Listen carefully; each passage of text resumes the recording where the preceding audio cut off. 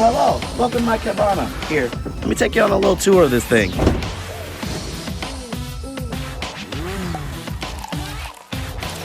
Over here, you got the sink right here. This is where you wash your hands, can do whatever you need to do. Got a coffee pot, and say if you want to make some coffee. And got some, you know, you got to keep your hands washed in there. You got some soap over there. Got a nice little pull-out chair.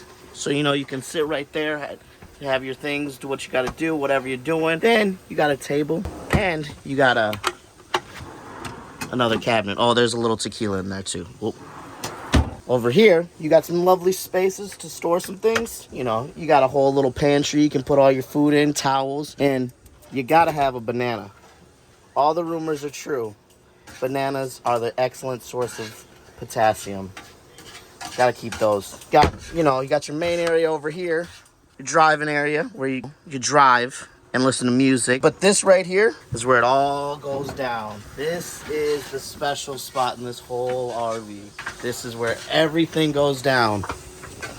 The toilet. And you know what? Just in case if you're new here, fill it up with water. And then you got to pull it all the way forward, not like regular toilets, to flush it. And you also got a shower in here. Then you got this luxurious bed where, you know, you can't jump on it, but you can, you know, take a nice nap, sleep, think about life. And you got a TV over there. And sometimes you get stuck next to neighbors. They over here. They're cooking up something over here. You think you can cook over here? I can cook better than you.